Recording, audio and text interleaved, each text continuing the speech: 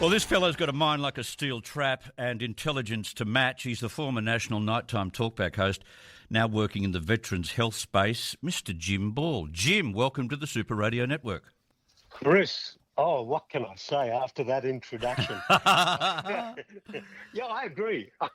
That's good. That's your first comment for the day. I listen to these comments about energy and then the productivity roundtable, and it is so depressing. You cannot operate or be productive without energy, and you can't have or you can't run a first world economy with a part-time energy system. And that's what we've got. So we're fooling ourselves. And look, the upside is that eventually this will be corrected. It won't be in the next 3 years, and maybe not in the 3 years after that, but it will eventually. Reality will they'll be mugged by reality. Yeah, we'll be mugged by blackouts. That's what we'll be mugged by, blackouts. Good. Bring them on. Yeah. And then people will say, they'll start to join the dots. Yeah, correct. What are your thoughts on this productivity roundtable? Energy was discussed at the Rebel roundtable, or the Oval table that was used by Matt Canavan, but not in this one. And I've just seen the rundown, the table of items for tomorrow. Nothing on energy.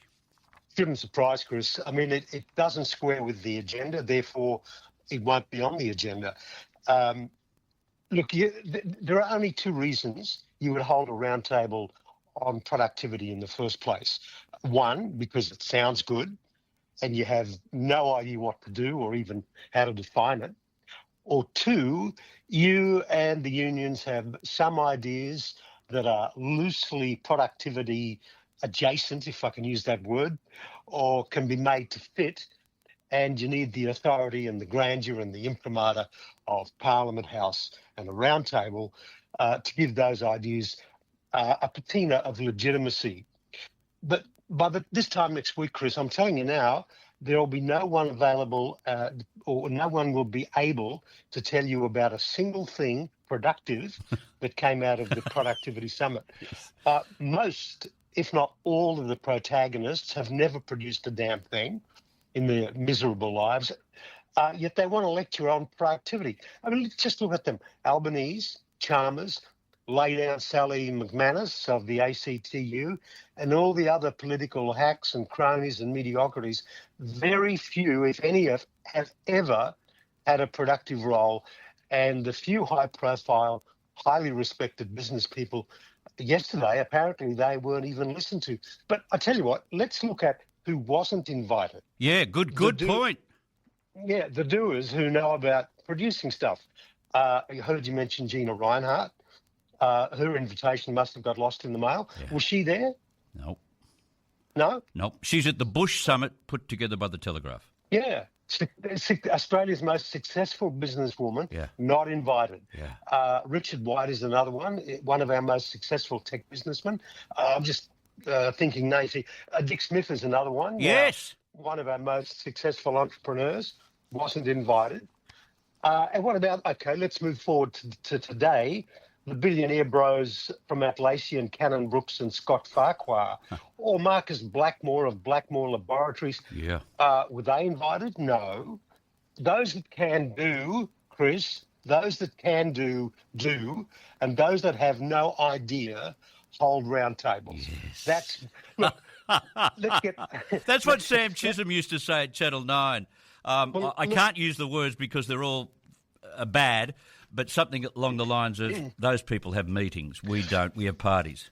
Yeah, winners are grinners. Look, the round table, Chris, it's simply a piece of theatre. Yeah, lights, camera, action. Everyone has their part to play. They've got their speaking roles, their entrances, their exits, left and right. It's all worked out in advance. And the outcome, like any stage production, has been predetermined.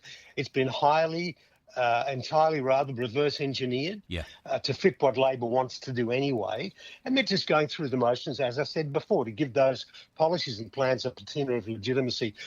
Reading the papers on this morning, and it all reminds me, and listening to your program, of that Ronald Reagan quote from 1981, government is not the solution to the problem, government is the problem. Correct. And one final thing on this too, Chris, and the timing couldn't be more perfect, contrast and compare the images coming out of Washington yesterday and the boss move by Trump having summoned all the EU panty waste to the Oval Office, taking charge and holding court. Paraphrasing Paul Hogan, Chris, that's not a round table. This is a round table. I know I said that was a final point, but there is one more final point. If energy prices, energy generally, like nuclear, aren't on the table at the round table, then it's not to be taken seriously. Yeah. The engine that drives the economy and productivity is energy, Chris, and you can't run a full-time economy with a part-time energy system. Spot on, which is, when you think of what's on the agenda and energy is not, they're just wasting their time. Maybe this elite table of 24, Jim, should also be talking about our endless spend on the NDIS. The latest is that 7 in 10 people who joined the NDIS in the past year, 7 in 10 had autism, and most were children. Is this symptomatic, I wonder, of something else? Well, look, this is interesting, this one. I know it sounds pretty woolly, the NDIS, and it spends a lot of money in autism. There are several things going on here. One is that the kids are being exposed to something either in utero or in their diet or in the environment, or the colourings and flavourings and additives in processed food that wasn't there decades ago. Yeah. In fact, Robert Kennedy Jr. in the US, heading up the HHS, the Health and Human Services, he's made getting to the bottom of this very issue a major driver of his work. Number two, the diagnosis of autism on a spectrum has, because of the existence of the NDIS, become an easy cop-out. Now, people say, oh, you can't say that, Jim. Well, yes, I can, and I can back it up with evidence. But I'll give you more on that in just a moment. Now, I don't know how, apart from those points 1 and 2, I don't know how else to explain it. There is a third thing, and that is that the professionals will tell you that with the advance of technology, they've got better at diagnosing it, and that's probably got some legs as well. But I think we've got to take this on face value, that it is a fairly recent phenomenon. Now, let me... But is it a disease? Is it a disease, really? Like, this is supposed to be a disability, a national disability. Go on. This is the thing. As I might just chance my arm and be a little cavalier, if the NDIS didn't exist, would we still have this explosion of 7 in 10?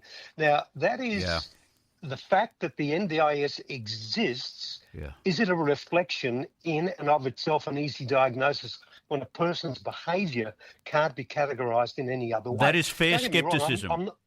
I'm not diminishing the real problem of autism, but trying to understand why there is this increase in the diagnosis. I mean, take ADHD now. That's somewhere, I don't know where, but it's somewhere on the spectrum. Now, I reckon if I take my younger me in the 1960s, in 2025, I'd have big-time ADHD. I mean, only this morning, and I kid you not, I've got them out. My wife's away. She's up in Inverell, seeing veterans up there. I've been rummaging through my old report cards from school. I'm going to scan them in so the kids can look at them and have a laugh. So I was looking at them this morning, and I'm certain I'd be, by today's standards, on the spectrum of ADHD. Same here. I was the kid always looking out the window, not interested. Look, just one other thing on this, and I said I'd back it up with evidence. Back in November 2023, there was an article on this very same subject by Natasha Chrysanthus in the Sydney Morning Herald. And it's a fairly big quote here, and I'll just bear with me. A paper by Australian National University scholar Matthew Ranjan, who's on a study leave from her role as senior actuary at the NDIS that oversees the scheme, shows autism rates have risen notably in developed nations over the past 10 years. But the increase has been sharper in Australia than in any other country with comparable economic and health systems such as the UK, the US and Canada. Estimates of prevalence in Australia are somewhat of the highest in the world and have grown faster than the global average. It is plausible that the growth of prevalence rates above the global average in Australia can be attributed to the financial incentives created by the government policy, specifically the implementation of the NDIS. Some studies have suggested that changing criteria over decades and improved awareness have led to more people being diagnosed. I mentioned that. Or that some doctors might substitute an autism diagnosis for conditions that have overlapping symptoms such as ADHD and dyslexia, so patients can assess basic services. There have been also been twin studies suggesting genetic links, but the exact genetic causes of autism remain unknown. Yeah. I come back to, because we think it's a fairly recent phenomenon, I come back to the Bobby Kennedy, Robert Kennedy Jr., the colouring, flavourings and additives in processed food. Well, as you know, my partner is a nutritionist and she concurs with exactly what you're saying. And, you know, we've got to bite the bullet and maybe make a change to all of this. But I just find 7 out of 10 too much. And there are degrees of all conditions and there are degrees of autism. And I hope the NDIS is taking the degree of autism into mind when it comes to dishing out money, because there are some people who all they need is good parenting, as opposed to money from the NDIS. I was one of them. So were you. Yeah, very true. One quick one before we let you go. The nation's most senior judge says, and I'll paraphrase this, judges need to stick to the law and stop being activists. I wonder whether this has anything to do with the decision by New South Wales Supreme Court Judge Belinda Rigg to allow the Sydney Harbour Bridge to be hijacked by pro-Palestinian protesters? Well, definitely. I think it's a well-aimed shot across the bows of the likes of Belinda Rigg, and I'm sure she's not the only one. People go into various professions to make a difference. You know what I mean? That tired old line. Yeah. But look, this is a woolly and a dense topic. But given the way the American system has gone, socially and culturally, their ideas wash up here. And judicial activism and politicisation, lawfare as they call it, and the general politicisation of a once revered institution, it's a warning sign to Australia in order to be it ought to be heeded. The only thing, Chris, that stands between a free people and the tyranny of a banana republic is the law, the judiciary. And once it starts exhibiting the political proclivities and their bias, well, it's well and truly over. The judges should, as the Judge Stephen Gagler said, stick to their netting, or in 2025 jargon, stay in their lane. Yes. And adjudicate on matters of law. I mean, very quickly, if I may, just on that particular matter, ruling by Rigg on the bridge, that was just a matter of an opinion. There was no evidence as such to measure and weigh in the balance. She heard the same arguments the Premier and the police chief heard. But of course, the judiciary is something, it's a gilded cage, and she makes an edict, and there it is. Yeah. She heard the same arguments. What insights did Rigg have that wasn't already available to the Premier and the Police Commissioner? Yes. They both thought that it wouldn't be a prudent or a good idea and would create a precedent in such a fractious and such a febrile atmosphere since October 7. I mean, just think about that. The precedent Rigg has created, all born out of, I think, I don't know, but I'm guessing, a misplaced sense of and an immature, undergraduate, juvenile, distorted sense of social justice. Now, she may not like that, but that's the way the world sees it, Belinda, whether you like it or not. Spot on. That single finger in the wind, Chris, that single finger in the wind decision, which is what it was, will I or won't I, on a very divisive issue, had and still has the potential to undermine people's faith in the system. Yes. It was an atrocious and outrageous decision that she made. I mean, she should have stayed right out of it and said, look, no. The Premier says no, Police Commissioner says no, but she had an agenda. Yeah, without a doubt. And so the Chief Judge has said what he said. There's no accident with the statements he's made. I've got to leave it there. I've got some breaking news just coming through. Thank you, Jim. Much appreciated. Okay.